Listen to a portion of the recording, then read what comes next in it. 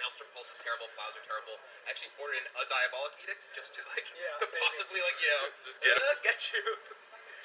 But you would have had the Cloud of Fierce to sack. It would have ruined the whole plan. So you just had to beat him ahead of time, right? I do have a Krakus, yeah. So LSV's casting that Repeal. The Miser's Repeal here. Repealing Elspeth?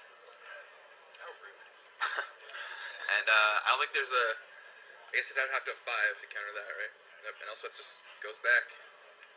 LSV's trying to play to his outs here, but they're running low on time. And LSV's up a game? No. LSV's up a game. Right. Up a game, correct. And I think LSV probably has the edge in game 3, but... Alright, and now he chooses to click him. There is Vendilion click. And that's a Tarmogoyf in LSV's hands? Your wife in a Flooded Strand. Yep. So,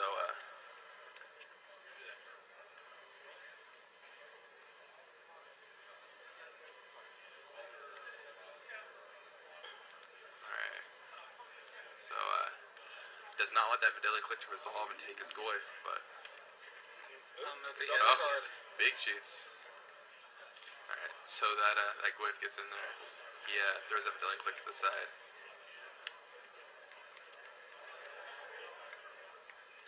And let's see if LSV feels gutsy enough to jam that Tarmogoyf in there. He's thinking about it. With Elspeth coming down next turn, it seems like he has to. I mean, I feel like he definitely has to, but he's going to take the opportunity to see 3 new cards with top first, which is fair, I suppose.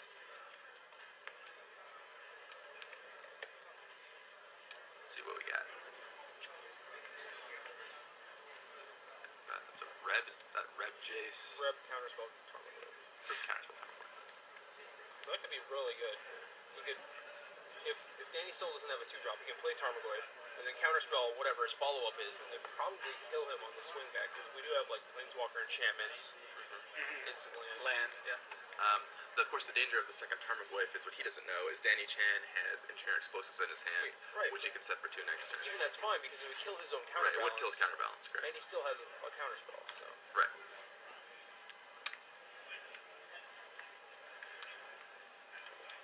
And there was another Tarmogoyf on top, right?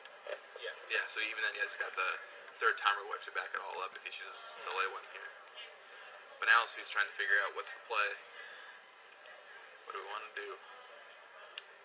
Alright, so Reb the counterbalance. Yeah, this is kind of a strange play. Alright, so he used the Reb to bait out the counterbalance flip to see if what was on the top, Goyf would resolve or not.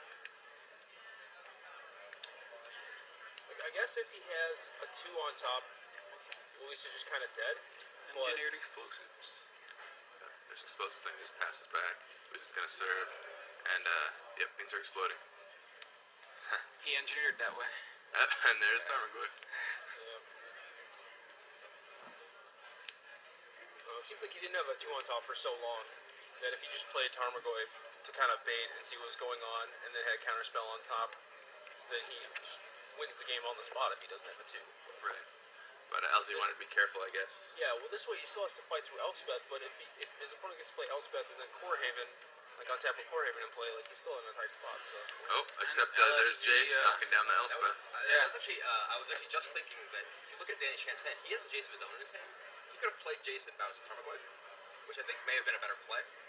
It ends up, Luis has no board pressure at all, and Luis could theoretically red blast Jace, but then he just gets to play Tarmogoyf next turn.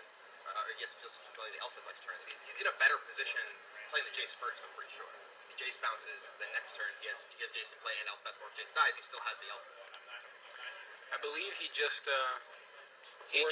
pithing needled Jace. Pithing needled Jace, and then topped away his own Jace. And then he Corehaven that Tarmogoyf to keep it under. LSV kind of looked across the table to see what was going on. She had to make sure. He didn't know. I think he didn't know if it like phased out or anything like that.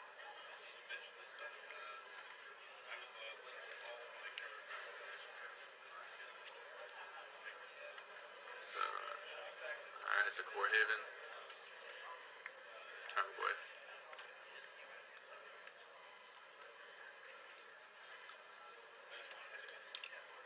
Let's crack those fetch lines now. We're going to shuffle those cards away. and see some new ones.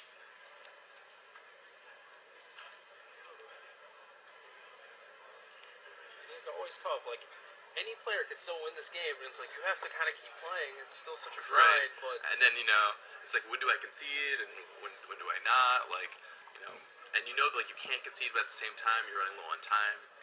And that was an awful top for Denny Chan there. That was land. And that's back. How'd yesterday go for you, Jared? We had you in a feature match early, and then didn't really see you anymore. it's kind of awkward, man. Got crushed in my feature match. Got crushed a few more times. Still won a few matches. Finished in top 32, so not bad. Got 3 points, I think. Oh, that's good. So up to maybe 10 now. And Counterspell takes it up there in that medallion play. Adam, are you 0-2? So Adam Prozac, Star City Games Open Standard Champion, 0-2 in Legacy. He came here to play Legacy. I won more matches on Standard today. He won more matches than Standard today. He came here to play in the Legacy. Was like, I'll play some Standard. Why not? Switched to Rug at more or less last minute. Won this tournament. 0-2 dropped the Legacy. Standard operating procedure. Yep, agreed. Couldn't have happened to a nicer guy, I mean, yeah, of course. Used up all his run good, Yeah, I mean, like we were talking to him earlier, and he's like, well, rather use all my running good on one tournament than split it between both, right? Yes, like, agreed. You only get so much for 6 and 2ing twice. Yeah, I'd rather win one tournament once a year than top 32 them all or top 64 them all. Right. Alright, Spell Snare takes down that Predict. Predict is such an interesting card. Do you think it's actually good, Jerry? Yeah, I think it's a fantastic card. The problem is all these decks have so many cards that they need already. And they don't necessarily need a hard counter or a hard card. Right. Like Tarmogoyf is basically moat. Shuts down 3 or 4 of their guys all at once. Counterbalance counters the majority of their spells. And even now, like something like Jace, that's a hard card drawer too. So there's no room. But I guess that's why he doesn't have any Tarmogoyfs. Got him for Predicts. Gotta draw some cards. Yep. Yeah, I mean, killing them is kind of like drawing cards. Drawing cards away from their life. Yeah. Well, it's like either one you can use to kill your opponent, and Tarmogoyf just has more value in this format because there's so many tribal decks. I mean, it really is like an inherent implied card advantage. Because you play it, they just can't attack you anymore, and it's like, well, I just traded 1 card for 3 of your cards, right? Yep. So.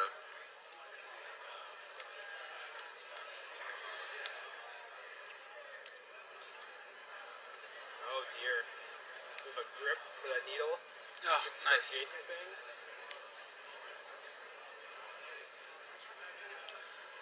Gets that top back.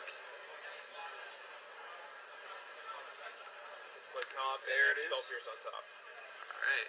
And look at how this game has shifted. At one point, it looked like Danny was pretty firmly in control, and Oh, there's Danny's chase. So. Don't tap that core haven. Oh. Uh-oh. I think we tapped that Core Haven. Oh, but he's cracking his Aaron Mesa, so maybe he's got another card he wants to cast. Do we know what the last card in his hand is? Not sure. Okay, that makes sense. Pierce. Ouch. Elspeth down. Tarmogoyf's gonna crack in this turn. Deal a bunch of damage. We'll have Core Haven for next turn, but is that a counterbalance too? I saw Force of Will. I saw a Force also. Probably wasn't a counterbalance. How big is that Goyf? It's either a 5 or a 6. They're counting right now. It's like nothing but. I think it's a 6. Yeah, it might be everything but tribal. What you looking for?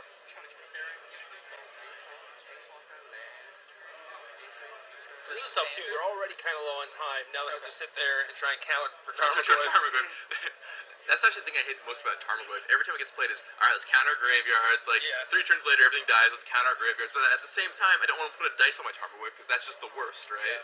Like, more people have lost innocent creatures and dices on Tarmogoyfs than in like any other accident. It's the leading cause of like accidental deaths, you know? Can't stand that.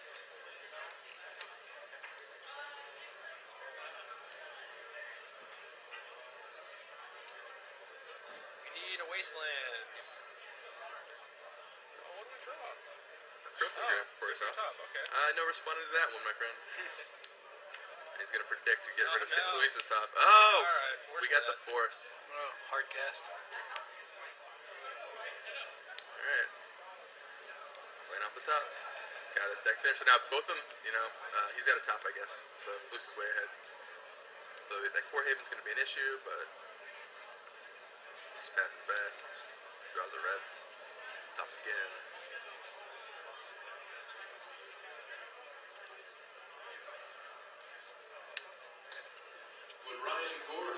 That's another forcible.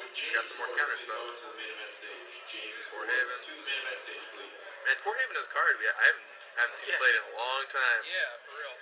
That's really good here. It's not one Yeah, I mean it's amazing at the taps for mana. Seems Right. cool. There's Counters that Brainstorm. Serves hand gets Core Haven. Oh. That's swords. There we go. He has the Got force, that right? force, yep. You gotta force it. it's gonna. There's another force. So Luis did keep in his forcibles, and like, actually, I look pretty good here. Just because he's hard Hit countering. by 5 mana counter spells. I guess if you're gonna have an attrition battle and you think the game's gonna go long, as it has been, it's good. I think there are definitely games where one player will just get the advantage early, but after sideboard it could just be a lot of attrition. Alright, so now we've got a counterbalance for both players. War.